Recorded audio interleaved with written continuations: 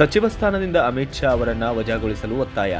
ದೆಹಲಿಯ ಸಂಸತ್ತಿನ ಚಳಿಗಾಲದ ಅಧಿವೇಶನದಲ್ಲಿ ಸಂವಿಧಾನ ಶಿಲ್ಪಿ ಭಾರತ ರತ್ನ ಡಾಕ್ಟರ್ ಬಿ.ಆರ್. ಅಂಬೇಡ್ಕರ್ ಅವರ ಬಗ್ಗೆ ಕೇಂದ್ರ ಗೃಹ ಮಂತ್ರಿಯಾದಂತಹ ಅಮಿತ್ ಶಾ ಅವರು ಅತ್ಯಂತ ಹಗುರವಾಗಿ ಹಾಗೂ ನಾಲಿಗೆಯ ಮೇಲೆ ಹಿಡಿತವಿಲ್ಲದೆ ಮಾತನಾಡಿದ್ದಾರೆ.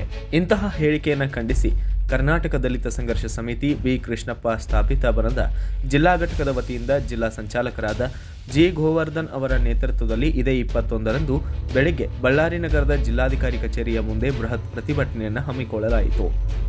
ಕೇಂದ್ರ ಗೃಹ ಸಚಿವ ಅಮಿತ್ ಶಾ ವಿರುದ್ಧ ಧಿಕ್ಕಾರವನ್ನು ಕೂಗುತ್ತಾ ದಲಿತ ಸಂಘರ್ಷ ಸಮಿತಿಯ ಪದಾಧಿಕಾರಿಗಳು ತಮ್ಮ ಆಕ್ರೋಶವನ್ನು ಹೊರಹಾಕಿದ್ದಾರೆ.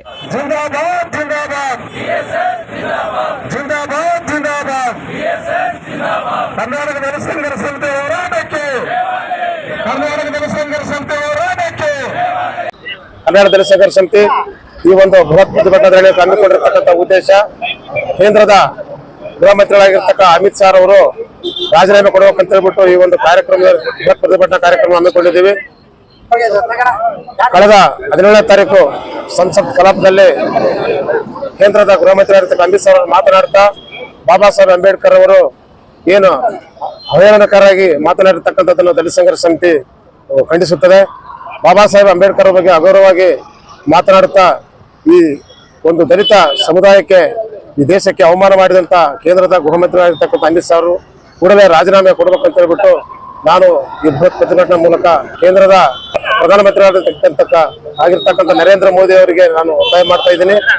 ಕೂಡಲೇ ಅವರು ರಾಜೀನಾಮೆ ಕೊಡಬೇಕು ಮತ್ತು ಅಮಿತ್ ಶಾ ಅವರ ಮೇಲೆ ಮೊಕದ್ದಮೆಯನ್ನ ದಾಖಲು ಮಾಡಬೇಕಂತ ಹೇಳ್ಬಿಟ್ಟು ನಾನು ದಲಿತ ಸಂಘರ್ಷ ಸಮಿತಿ ಪರವಾಗಿ ದೇಶ ವಿರೋಧಿ ದೇಶದ್ರೋಹಿ ಕೇಸನ್ನು ಅವರ ಮೇಲೆ ದಾಖಲು ಮಾಡಬೇಕಂತ ಹೇಳ್ಬಿಟ್ಟು ದಲಿತ ಸಂಘರ್ಷ ಸಮಿತಿ ನಾನು ಆಗ್ರಹ ಪಡಿಸ್ತಾ ಇದ್ದೀನಿ.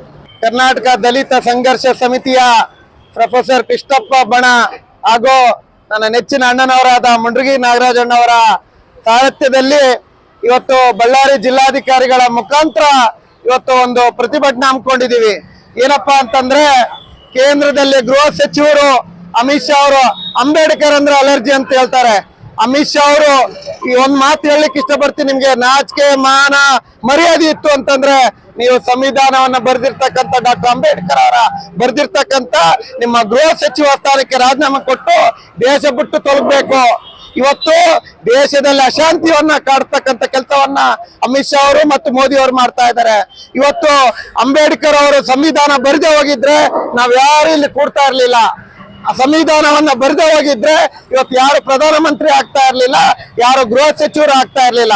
ಇವತ್ತು ಸಂವಿಧಾನ ಭಿಕ್ಷೆಯನ್ನ ನೀಡಿರ್ತಕ್ಕಂಥ ಯಾರಾದ್ರೂ ನಿಮಗೆ ಅಮಿತ್ ಶಾ ಅವ್ರಿಗೆ ಇಟ್ಟಿದ್ರೆ ಇವತ್ತು ಅಂಬೇಡ್ಕರ್ ಅವರ ಬರೆದಿರ್ತಕ್ಕಂಥ ಒಂದು ನಿರ್ದೇಶನ ಡಾಕ್ಟರ್ ಬಿ.ಆರ್. ಅಂಬೇಡ್ಕರ್ ಅವರನ್ನ ನಾವು ದೇವರಂತ ಪೂಜಿಸ್ತೀವಿ.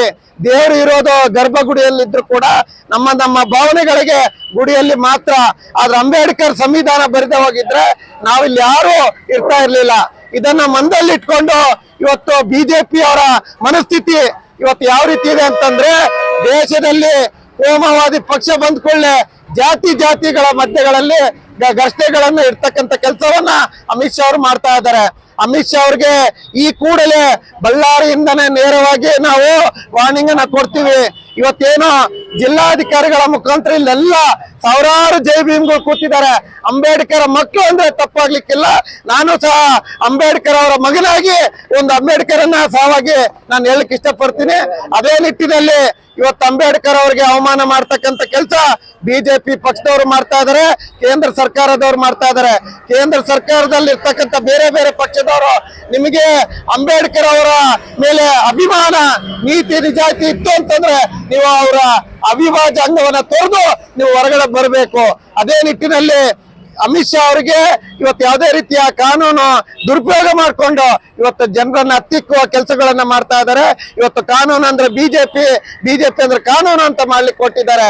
ಇವತ್ತು ದಯವಿಟ್ಟು ಈಗಲಾದ್ರೂ ಏನು ಬಿಜೆಪಿ ಪಕ್ಷದಲ್ಲಿ ಇರ್ತಕ್ಕಂಥ ಅಂಬೇಡ್ಕರ್ ಅವರ ಅಭಿಮಾನಿಗಳು ನೀವು ಆ ಪಕ್ಷವನ್ನ ಬಿಟ್ಟು ಅಂಬೇಡ್ಕರ್ ಅವರ ಮಕ್ಕಳು ಮೊಮ್ಮಕ್ಕಳಾಗಿ ಹೊರ ಬರ್ಬೇಕಂತೇಳಿ ನಿಮ್ಮ ಮಾಧ್ಯಮದ ಮುಖಾಂತರ ದೇಶದ ಗುಡಿಯಾಗಿರ್ತಕ್ಕಂಥ ಪಾರ್ಲಿಮೆಂಟ್ ನಲ್ಲಿ ಇಡೀ ದೇಶ ನೋಡ್ತಕ್ಕಂಥ ಸ್ಥಿತಿಯಲ್ಲಿ ಅವರ ಮನವಾದಿಗಳ ಇರ್ತಕ್ಕಂಥ ಏನು ಸಂದೇಶವನ್ನು ಕೊಟ್ಟಿದ್ದಾರೆ ಅದು ಅಂಬೇಡ್ಕರ್ ಅಂಬೇಡ್ಕರ್ ಅಂಬೇಡ್ಕರ್ ಅಂತೀರಿ.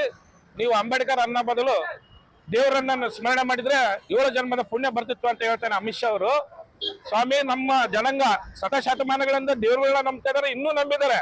ಆದ್ರೆ ಅವರಿಗೆ ಇಲ್ಲಿವರೆಗೆ ಬೆಳಕು ಬಂದಿಲ್ಲ. ಈ ಸಂದರ್ಭದಲ್ಲಿ ಡಿಎಸ್ಎಸ್ ರಾಜ್ಯ ಸಂಘಟನಾ ಸಂಚಾಲಕರು ಹಾಗೂ ಅಧ್ಯಕ್ಷರಾದಂತಹ ಮುಂಡರಗಿ ನಾಗರಾಜ್, ಡಿಎಸ್ಎಸ್ ಜಿಲ್ಲಾ ಸಂಚಾಲಕರಾದಂತಹ ಜಿ ಗೋವರ್ಧನ, ರಾಜ್ಯ ಸಂಘಟನೆಯ ಮುಖಂಡ ಎಸ್ ವಿಘ್ನೇಶ ಸೇರಿದಂತೆ ಸಂಘಟನಾ ಸಂಚಾಲಕರಾದಂತಹ ಫೋರ್ಟ್ Raj, K A Nagaraj, K Murali, B M Patil ಮತ್ತು ಸಂಗನಕಲ್ ವಿಜಯ್ ಕುಮಾರ್ ಸೇರಿದಂತೆ ಮೋಹನ್, ಹೆಚ್ಚು ವೀರಭದ್ರಪ್ಪ, ಹೆಚ್ಚು ದೊಡ್ಡಪ್ಪ ಸೇರಿದಂತೆ ಜಿಲ್ಲಾ ಸಮಿತಿಯ ಸದಸ್ಯ ಹೆಚ್ಚು ವೆಂಕಟೇಶ್, ಸೋಮಪ್ಪ ಹೆಗಡೆ, ಹುಲಗಪ್ಪ, ಶ್ರೀಧರ ಕಡ್ಡಿ, ಗಂಗಾಧರ ಎಸ್.ಜೆ. ಕೋಟೆ ಸೇರಿದಂತೆ ತಾಲೂಕಾ ಸಂಚಾಲಕ ಹೊನ್ನೇಶ್, ನಗರ ಸಂಚಾಲಕ ಗುರುದೇವ್, ಕಂಪ್ಲಿ ತಾಲೂಕಾ ಸಂಚಾಲಕರಾದಂತಹ ಲಕ್ಷ್ಮೀಪತಿ ಮತ್ತು ಇತರರು ಕೂಡ ಇದೇ ವೇಳೆ ಭಾಗಿಯಾಗಿದ್ದಲ್ಲದೆ ಹಲವಾರು ಮುಖಂಡರು, ಕಾರ್ಯಕರ್ತರು ಉಪಸ್ಥಿತರಿದ್ದರು.